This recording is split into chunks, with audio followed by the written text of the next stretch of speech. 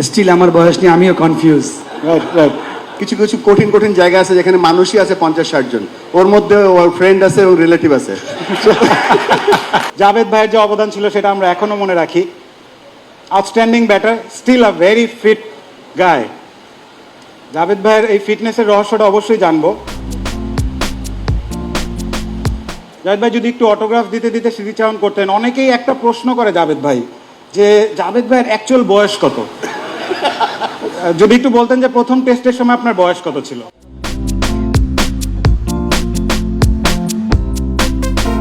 জাভেদ ভাই প্লিজ। আসসালামু আলাইকুম, সবাইকে অনেক অনেক ধন্যবাদ।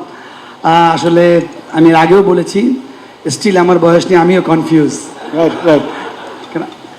যাই হোক, সবাই স্মৃতিচারণ করছিল, তো অপি জানে না যে অপি যেটা করেছিল ইমরান ভাইকে আমি বলেছিলাম যে ইমরান ভাই সত্যি জরিমানা আরও বেশি ছিল, 2000 টাকা ছিল।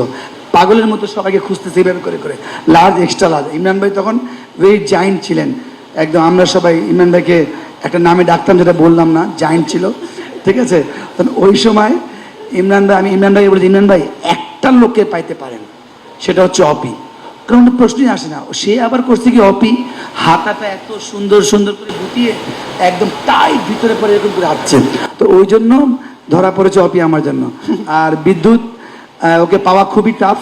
এই যে ব্লেজার পেয়েছে, thanks cricket board, thanks Asif ভাইকে, কিন্তু ওকে কিন্তু খুঁজে পাচ্ছিল না কেউ। আমি ওকে খুঁজে বলে যাই ব্লেজার মাপটা দিয়ে, রাইট। তো সবাইকে অনেক অনেক ধন্যবাদ।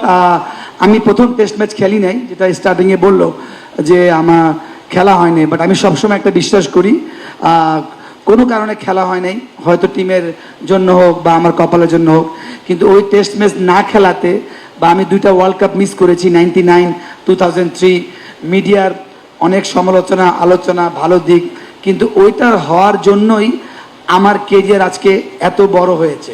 কারণ আমি অলওয়েজ অতৃপ্তি ছিলাম যে একটা টেস্ট ম্যাচ খেলতে হবে, একটা ওয়ার্ল্ড কাপ খেলতে হবে। আমি সবাইকে অনেক অনেক ধন্যবাদ আমাদেরকে আজকে এভাবে 25 বছর পর রেসপেক্ট দেওয়ার জন্য। আর যাদের এত শার্প মেমোরি, রাজিন সালে, আমি ওকে খবর দিয়েছিলাম, রাজিন তুই স্কটে আছিস। রাজিন সালে বিকালে আমরা বিকেএসপি ছিলাম 4:30 5টার দিকে। এনিওয়ে সবাইকে ধন্যবাদ। এই যেটা বললো মিলন মেলা, উইচ ইজ ভেরি ইম্পর্টেন্ট, কেন এমনি হয়তো মানে সবাইকে সহজে পাওয়া যায় না। আর প্রেসিডেন্ট বুলবুকে এমনিও পাওয়া যেত না, এখন আমি ওনাকে বলেছি ডন কো পাকাড়না মুশকিল না মুমকিন হয়, বুলবুকে ধরাটা নামুমকিন হয়েছে, হয়তো আমরা নেক্সট আমরা জন্য ইজিলি আপনাকে ধরতে চাই। আসসালামু আলাইকুম। জাভেদের সাথে তো অ্যাড করতে গেলে আমাদের প্রোগ্রামটা আরো 2-3 ঘন্টা লেগে যাবে ওর জাস্তি। তবে জাভেদ মনে হয় ক্রিকেটার সাথে সাথে বাংলাদেশের ফরেন মিনিস্ট্রিতে কাজ করা উচিত ছিল। এই জন্য বলছি যে কিছু কিছু জায়গার নাম আছে, যেমন জাম্বিয়ার ভিতর, জিম্বাবুয়ের মধ্যে বোলাওয়ে, জাম্বিয়া, এমন এমন কিছু কিছু কঠিন কঠিন জায়গা আছে যেখানে মানুষই আছে 50-60 জন, ওর মধ্যে ওর ফ্রেন্ড আছে এবং রিলেটিভ আছে।